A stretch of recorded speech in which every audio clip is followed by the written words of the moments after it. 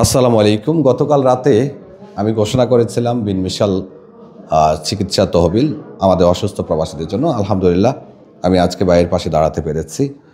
ভাই, আপনার সাথে আসলে কি অ্যাক্সিডেন্টটা কীভাবে হয়েছিল? অ্যাক্সিডেন্টটা আমি রাস্তা দিয়ে যাইতেছিলাম, সৌদির গাড়ি এসে আমাকে মেরে আচ্ছা, দিছে। তাই মানে অ্যাক্সিডেন্ট হওয়ার পরে হাত কি একেবারে ড্যামেজ হয়ে গেছে?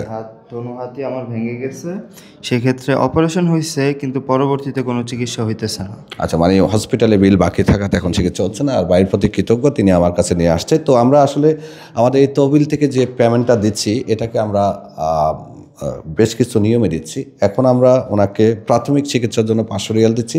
তারপর উনি যে চিকিৎসা নেবে, যে এই টাকাটা খরচ করার পরে এটা বাউচার জমা দিয়ে পরবর্তী চিকিৎসার জন্য আবার আমাদের অফিস থেকে এসে টাকা নিতে হবে। আর ওনার বাড়িতে আমরা আগামীকাল অথবা পরশুর মধ্যে ঢাকা অফিস থেকে বাজার করে 1 মাসের বাজার খরচ ওনার বাড়িতে পৌঁছে দিব। আর ভাই আসছে একদম নতুন, একেবারেই নতুন, 3 মাস হয়নি এখনও। দালাল এনে ছেড়ে দিয়েছে, তেমন একটা খোঁজ খবর নেয়নি।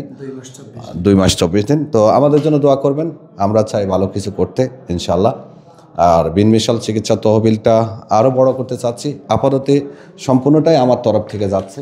আমি এই মুহূর্তে প্রাথমিক চিকিৎসার প্রথম ধাপের, এবং এটা বেশ কয়েক ধাপে ওনাকে দেওয়া হবে, 1 2 3 4 5। আপাতত আমি 500 দিচ্ছি প্রাথমিক, শুধু ব্যান্ডেজ খোলার জন্য। তারপরে উনি মেডিকেল থেকে পেপারগুলো সাবমিট করে পরবর্তী ট্রিটমেন্টের আর আমাদেরকে বিস্তারিত দিয়ে দিলে আমরা পরবর্তী ধাপের খরচগুলো ওনাকে দিয়ে দেবো। ভাই, আপনি খুশি? জি, আলহামদুলিল্লাহ।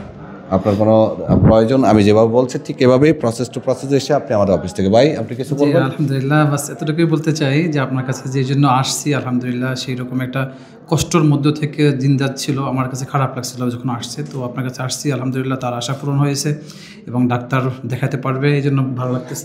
ঠিক আছে, আপনার জন্য দোয়া রইল ইনশাল্লাহ।